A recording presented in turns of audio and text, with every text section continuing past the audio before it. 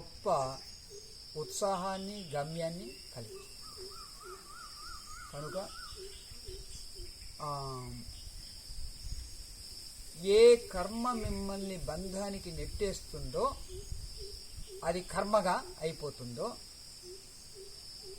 స్వార్థంతో చేస్తే, దుష్టబుద్ధితో చేస్తే ఇలా చేస్తుందో, అదే కర్మను సదుద్దేశంతో, సమర్పణాభావంతో, శరణాగతితో, ఏకాగ్రతతో చేసినప్పుడు అదే తపస్సుగా అవుతుంది.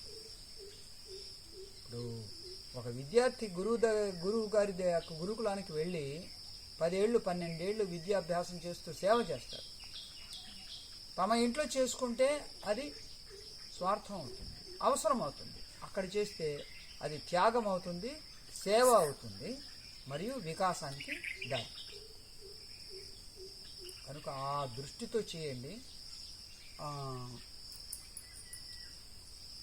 ఏది మీకు నిరంతరము వికాసాన్ని ఇస్తూ ఇంకా ఇంకా చేయాలనిపిస్తూ ఉంటుందో అది కర్మయోగము.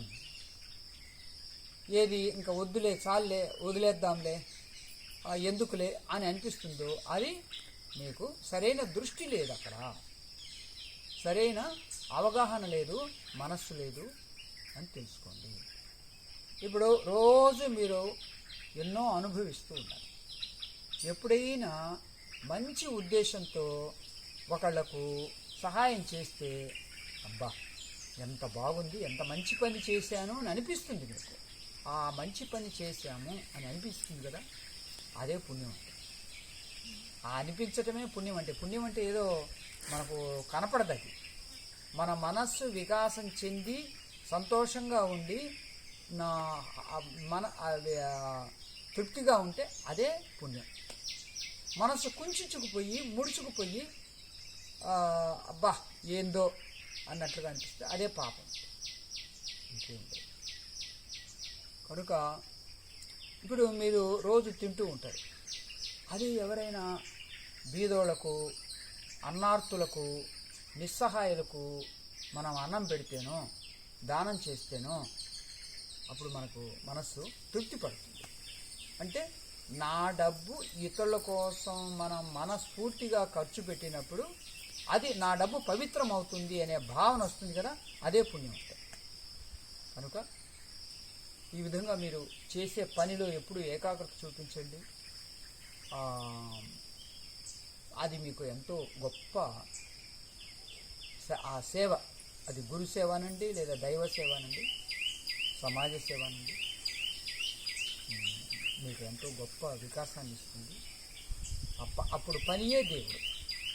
కాయకవే కైలాస అని బసవಣ್ణ స్వామి అన్నారు, కర్ణాటక రాష్ట్రం మహాత్ముడు. కాయకవే అంటే శ్రమయే దైవము అని. మలయాళ స్వామి వారు అనేవారు, సోమరులకు ఎచ్చటను మోక్షము లేదు అని.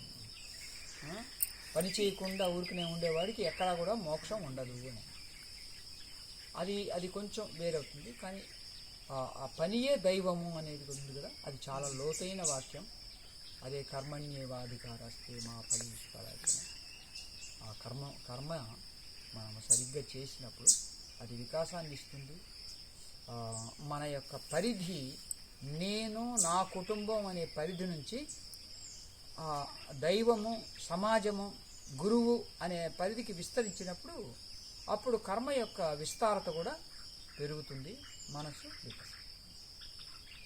కనుక ఆ కర్మ యోగాన్ని మీరు అలవర్చుకొని ఆశ్రమంలో ఏ పని చేసినా కానీ, అది డబ్బులు తీసుకోకుండా చేసినా, డబ్బులు తీసుకొని చేసినా, ఆ భావంతో చేయండి. మీ జీవితం ఎంతో బాగుపడుతుంది. ఓం తత్సత్.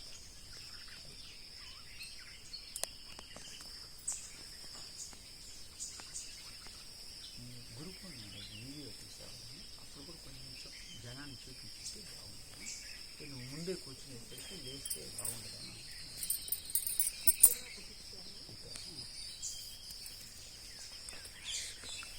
ఓ